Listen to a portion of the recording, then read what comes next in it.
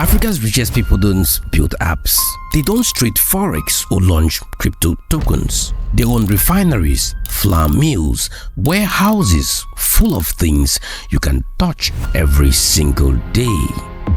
Here is what surprised me when I looked at the latest billionaire list. The top 6 richest people in Africa, not a single one started in tech. Not one. Cement, sugar, flour, mining, retail. So, if the real power sits in boring problems, why is everyone chasing the flashy ones? And what does that mean for you? Now, look around Instagram right now. Everyone is pitching the same dream. Fintech founder, crypto trader, content creator, digital nomad. I'm not saying those things don't work, but here's what the data actually shows. A recent breakdown of Africa's billionaire sectors found that the money concentrates in 7 places: cement and construction, sugar and food processing, mining and metals, oil and gas, retail and distribution, telecoms, banking. Notice what's missing? Apps, social media platform, NFT marketplaces. Let me introduce you to 6 people who understood this early. Aliko Dangote from Nigeria. Cement, sugar, flour, now the biggest oil refinery in Africa.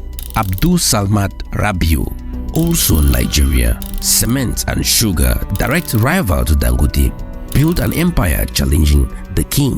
Issad Rebrab in Algeria runs Cevital, one of the world's biggest sugar refineries, cooking oil, basic food that goes into millions of kitchens across North Africa. Johann Rupert in South Africa. Now, you might think you know his luxury brands, but his tail is retail. Distribution networks, controlling how goods move from factories to your neighborhood store. Nikki Oppenheimer, South Africa. De Beers, diamond mining. It looks glamorous, but the business is drilling, extracting and managing global supply chains. Patrice Motsepe, also South Africa. Gold and metal mining. He took old mines that everyone thought were finished and turns them into billion-dollar assets. 6 people, 6 fortunes. Not one app, not one viral moment, not one disruption.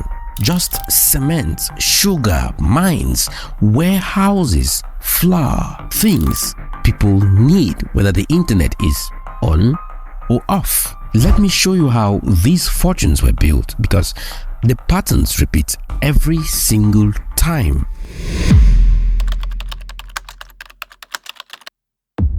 Nigeria in the 1980s and 1990s. Cement imported from Europe and Asia. Sugar imported. Flour imported. The country was bleeding foreign currency, paying for basic construction materials and food that could have been made locally. Dangote saw the gap. He started small, trading imported cement and sugar, making margins on the middle. But then he asked himself a different question. Why am I making 10% as a middleman when the factory owner is making 40%? Building factories in Nigeria wasn't easy. Unreliable power, bad roads, corruption, foreign competitors who had been operating for decades, politicians who favored imports because of kickbacks. He changed anyway, built cement plants, then sugar refineries, then flour mills. And here is the genius part. He didn't stop at Nigeria's borders. He expanded to Tanzania, Zambia, Cameroon, Ethiopia, South Africa, Ghana. Suddenly, he wasn't just supplying Nigeria, he was supplying half of the continent. Today, Dangote Cement controls over 60% of Nigeria's cement market. His refinery processes 650,000 barrels of oil per day and plans to hit 1.4 million. That's not a business. That's infrastructure. That's leverage over an entire region's fuel supply. They shape government policy. They influence who gets to build roads, who gets fuel subsidies, which projects move forward. While Dangote was building his empire, another man was watching. Abdulsamad Rabiu started in the same place, trading, importing rice, sugar, flour. But like Dangote, he saw the real game wasn't in trading, it was owning factories. The problem? Dangote already dominated. By the time Rabiu pivoted to cement, Dangote Cement was everywhere. The brand, the scale, the political connections. Rabiu didn't back down. He started merging smaller companies. Abdulsamad, cement company of northern Nigeria. He built new plants and expanded into sugar processing. Today, BUA is Nigeria's second largest cement producer and is worth between $5 billion to $8 billion. He copied the playbook, the boring playbook, and it worked. Same boring game, different player. Now let's go north. Algeria. Algeria, like most of Africa, imported basic food products: sugar, cooking oil, margarine. Issad Rebrab started Cevital Group in the 1990s with a simple vision: process these basics locally, own the supply chain from import to processing to packaging. Building food processing plants require scale, logistics, cold storage, distribution networks. And Algeria's bureaucracy didn't make it easy. He built anyway. One of the world's largest sugar refineries, cooking oil processing plants, port terminals to bring in raw materials and ship out finished products. Cevital now dominates North Africa's basic food market. Rebrab's fortune? Multi-billions. Sugar in your tea, oil in your pan. Boring, essential, profitable.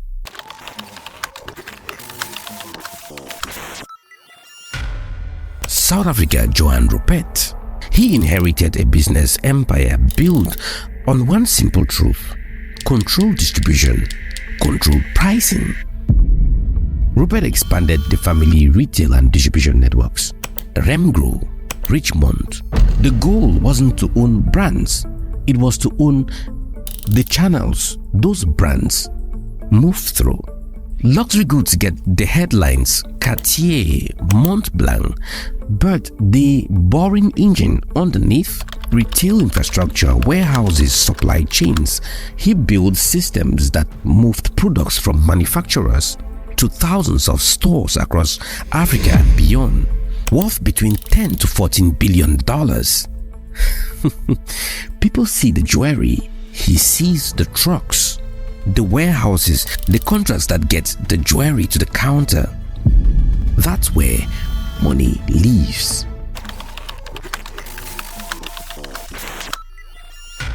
Mining looks glamorous on the outside.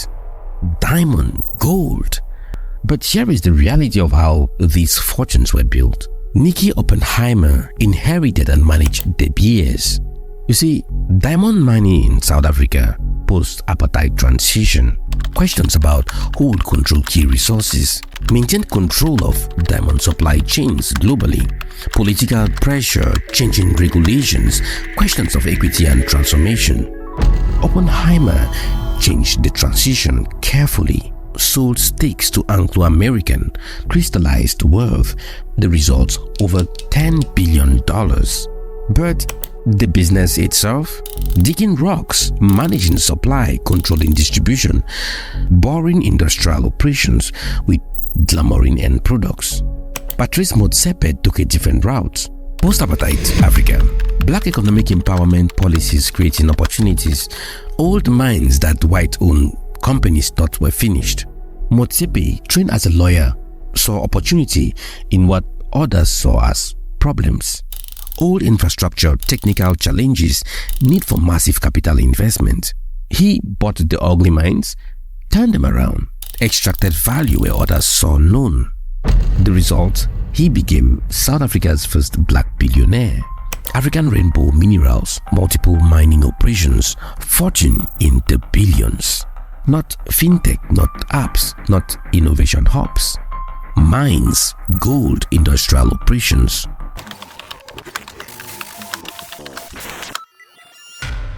So, you might probably be asking, why do these boring businesses work so well? People always need housing, food, roads, fuel. Whether the economy is booming or crashing, whether the government is stable or not, whether the internet is fast or slow. People still need to eat bread, pour concrete, cook food, and move goods. These sectors don't go viral, they go repeated every day, every week, every year. That's why money compounds quietly. African governments have a problem. They spend billions importing cement, sugar, flour, cooking oil. That drains foreign currency, makes economies fragile. So when someone like Dangote or Rebrab says, "I'll make it locally," governments listen. They offer tax breaks, foreign exchange access, protection from imports, because local production means jobs, stability, and less pressure on the currency.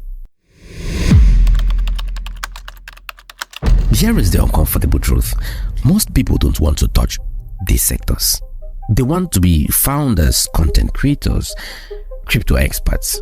Nobody dreams of owning a flour mill or a logistic warehouse, which means the few who do enter these spaces find less competition. Now, even at small scale, these businesses need things that scare most people away. Machines, warehouses, power supply, licenses, inspections, logistic planning. That scares away the hustlers, the get-rich-quick crowd, which means whoever crosses that barrier, they build defensible moats. It's hard for new people to just copy and paste them. You see, African governments keep repeating the same line. We need to process locally, we need to add value, because exporting raw materials keeps countries poor. But turning raw sugar into packaged sugar, wheat into flour noodles, grain into animal feed, that's where the margin lives. That's where the jobs are. And you don't need cutting-edge technology to do it. So when you put it all together, boring businesses work because they solve problems people can't avoid. Governments support them. Competitors ignore them. And once you are in, you are protected. You see, that's not luck. That's a pattern.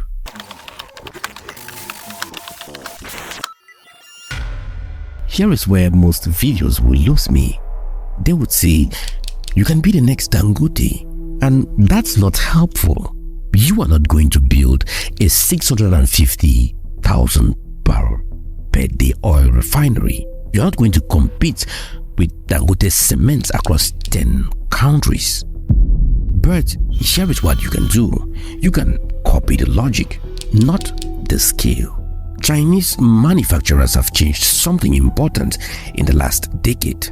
They have created small-scale versions of these industrial machines, compact sugar grinding lines, mini flour mills, small food processing equipment. These machines are cheaper, designed for small businesses, modular, can fit in a warehouse instead of mega plants. So let me give you 3 examples of copying the logic in miniature. Not hype, not dreams, just strategy at your scale. Example 1. Sugar or spice grinding for one city. Buy a small grinding and packaging machine. Source raw sugar or spices in bulk. Grind it, package it with your own brand. Sell to bakeries, restaurants, and small shops in your city. See, you are not Dangote, but you are playing in the same value chain. Example 2. Flour blending and packaging. Buy flour in bulk from mills. Blend it with specific ratios for different uses. Bread flour, pastry flour, custom blends. Package in smaller quantities. Sell directly to households and small bakeries. Same product that is in the supermarket, but you control the brand, the distribution, the margins. Then example 3, cold storage and logistics for one neighborhood. Let me tell you something. Nigeria loses about 3 trillion naira every single year to food rot. That is about 40% of Nigeria's harvest rots. which is equivalent to 30 million tons per year lost after harvest. You can start up a cold room powered by solar, which is abundant in Africa. That is one of the highest resources that we have in Africa. A solar panel in Nigeria is more than 5 times more efficient than the same solar panel in Germany.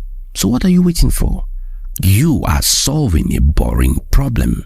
So if you solve that boring problem, you become essential. Notice the pattern? None of these are glamorous. None of these will get you on the podcast next week. But they all tap into the same value gene that billionaires are in, just at your scale. And here is what I keep thinking about.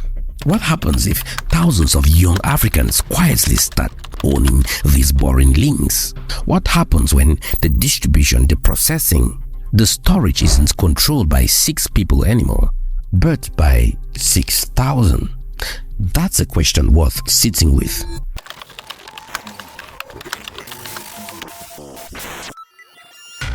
But let's not pretend this is simple.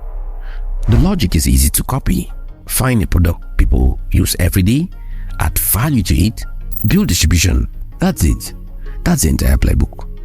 But here's what's hard to swallow. It's not glamorous. You'll be grinding sugar while your friends launch apps. You'll be negotiating with warehouse landlords while your timeline celebrates crypto gains. You'll be loading trucks at 5 a.m. while influencers post from cafes in Cape Town. The first 2 years, they look like struggle, not success. No approval, no validation, no applause, no viral moments. Just discipline, patience, low status work that no one wants to photograph.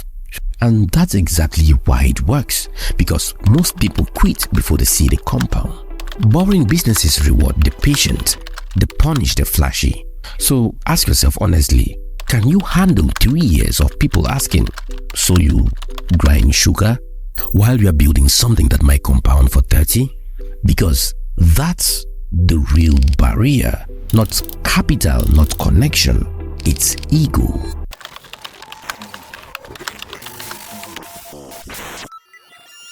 So where does this leave us? Africa's richest people didn't chase cool. They chased what people cannot live without. They built power in the places everyone else found too boring to notice. And here is what I keep coming back to. In your city right now, there are problems people solve every single day that almost nobody wants to own as a business. Waste collection that doesn't really work. Cold storage that doesn't exist. Small-scale processing that forces people to import. Distribution that's controlled by 2 old guys with trucks. Those boring problems, they are not just problems, they are positions of power that nobody's claimed yet. The billionaires we talked about, they saw this 20, 30, 40 years ago. They moved when cement, sugar and mining were less sexy than they are now. And now, they don't just have money, they have leverage, influence, the kind of power that shapes policy without needing a government title. So here is the question I will leave you with. If you stop chasing applause and start studying boring problems in your city, what would you see differently? What essential things do people need that almost nobody wants to own? The gap between everyone needs it and everyone owns it, that's where the next generation of African power is being built. Quietly, patiently, without applause. I'm Abdulsamad Rabiu. This is Africa Today and you're watching The Strategic Lens. If you haven't subscribed to this channel, I don't know what you're waiting for. See you in my next video.